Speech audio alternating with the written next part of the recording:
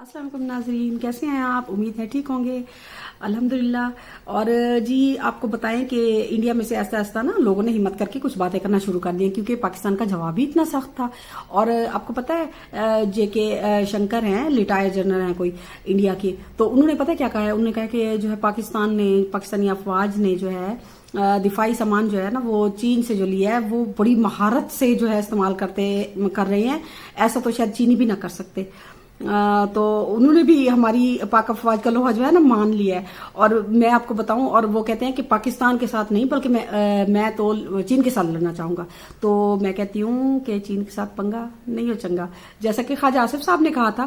خواجہ آصف صاحب کہتے ہیں کہ جو ہے نا ایک جو ہے نا منیب فاروق کے پروگرام میں انہوں نے کہا تھا کہ اتنا بارود ہے پاکستان کے پاس کہ وہ اپنی سیکتے رہیں۔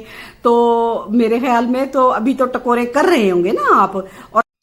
اور ہاں جو ہے نا جو ہے ڈی جی ایم او کے جو ہے نا ہاٹ لائن پہ ابھی مذاکرات جو رہتے ہیں، اور میرے خیال میں تو انہیں سب سے جو پیورٹی پہ جو مذاکرات میں جو ان کی ہونی چاہیے نا، وہ جو جہازوں وغیرہ کے روٹ وغیرہ بند کیے ہوئے تھے ان پہ نہیں ہونی چاہیے، تجارت پہ نہیں ہونی چاہیے۔ دہشت گردی کو خود ہی پاک افواج جو ہے کنٹرول کر لے گی، ان کا صفایا کر دے گی، لیکن بات جو ہونی چاہیے وہ پیورٹی پہ ہونی چاہیے کہ مسئلہ کشمیر حل ہونا چاہیے اور سندھ طاس معاہدے پہ بات ہونی چاہیے، کیونکہ یہ بنیادی مسئلے ہیں۔ اور دہشت گردی انشاءاللہ ہماری پاک افواج جڑ سے اکھاڑ کے پھینک دے گی۔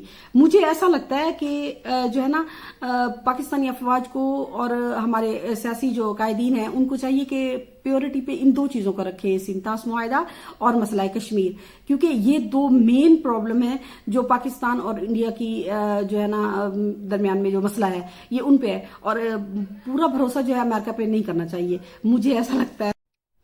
ہاں دیکھیے، ایک طرف چہروں پہ مسکان ہے، معصوم سے سوالوں کی طرح معصوم سی مسکان ہے وسیم بدامی کے فیس پہ، اور دوسری طرف دیکھیں وسیم بدامی کے ہی فیس پہ نہیں بلکہ ہمارا پورا میڈیا جس کو دیکھو خوشی سے اس کا چہرہ چمک رہا ہے، اور دوسری طرف دیکھیں وہ جو ہے نا وہ ارنب گوسوامی، اس کے چہرے پہ دیکھیں ایک پھٹکار سی پڑ رہی ہے، اس کے چہرے پہ دیکھیں شرمندگی ہو رہی ہے۔ اور میں پہلے سنتی تھی جب ہم نے حملہ نہیں کیا تھا تب وہ بتاتے تھے کہ جی ہم پاکستان کا نقشہ ہی بگاڑ دیں گے، تو اپنے ذرا منہ کا نقشہ دیکھو نا، آئینہ دیکھو جا کے، ہاں ڈوب مرو۔ اب آئینے میں اپنی شکلیں دیکھو، سارا نقشہ چینج ہوا پڑتا ہے۔ ناظرین مجھے تو لگتا ہے ایسا، آپ کو لگتا ہے کیسا؟ بتائیے گا ضرور، میں آپ کے کامنٹس کا انتظار کروں گی۔ اللہ حافظ۔